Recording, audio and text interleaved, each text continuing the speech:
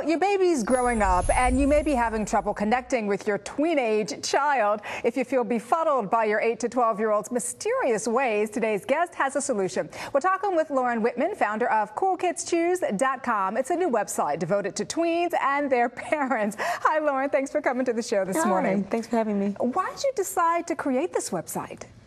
It seems like there's a mountain of information available when kids are really small. There's all kinds of articles, magazines that are really devoted to that 0 to 6 or 8 age range. Then all of a sudden you're left in this abyss of nothingness where there's no information to help you unless you really dig. So parents end up just lost about how to deal with this child who's got mood swings that are all over the place, and you think they understand how to do something, and suddenly they're looking at you like they haven't got a clue what you're talking about.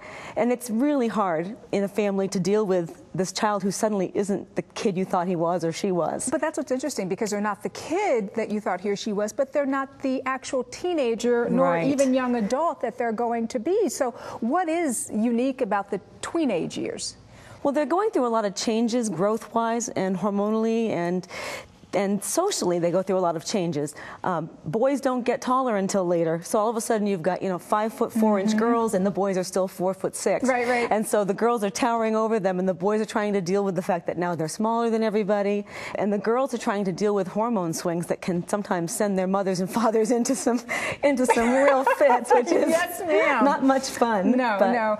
What makes this site though different from other parenting sites? Because as you know, there are a ton of them out there. Most of the sites really tend to have a ton of information for really little kids, but then they suddenly kind of bail out and give you a few sparse pieces of information when the kids get to be 8, 10, 12.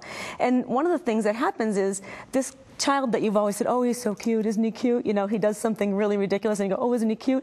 Now you're kind of going, okay, enough with the cute. What is wrong with you? That's not cute anymore. Right, no.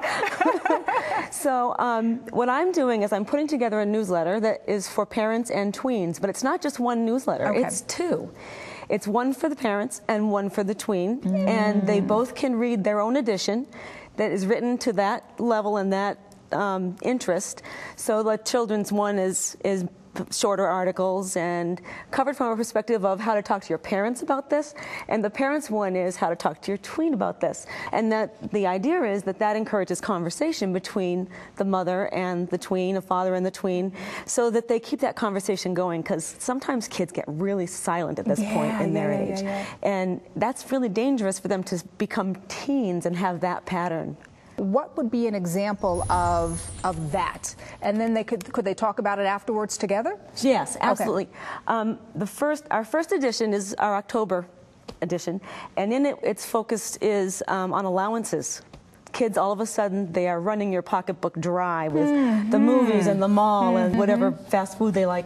So how to get them involved in an allowance. So from the parent's perspective, here's some things to consider when you're thinking about giving them an allowance. You know, are they doing something around the house that you don't have to hire out because they're doing it, so maybe there should be a little cash incentive there? Or is it something that, you want to say, okay, here's an amount of money that I'm going to give you so that you can learn to manage money? I mean, it could be that reason. Sure. From the kid's perspective, it's you want to hang out with your friends and you need some money to do that. Here's how to talk to dad and mom about giving you some allowance. How about if, my son, my youngest son is perfect, this is a perfect example. He says, I want $5 a week so that I can buy whatever it was, I can't recall what it was, but I said, okay, what do you think would be a good incentive? And he said, well, what if you never have to ask me to do my homework? I'm like, absolutely, I can handle all over this. $7 a week, I can do that, not bad. Yep. And he managed to maintain that about anywhere from 3 to 4 nights a week for several months, which, I mean, that's a big commitment for a tween boy to actually come home and continue to get right to his homework. It caused him to get better patterns for his studying, and he made a little money at it at the same time. So it's kind of like I got what I wanted, he got what he wanted, and everybody kind of met in the middle. So good. CoolKidsChoose.com, a great a website with a lot of good information for both parents and the tweens in their lives. Thank you so much for being with us this morning. Thank you. Well, if you'd like more tips for tweens, be sure to check out CoolKidsChoose.com.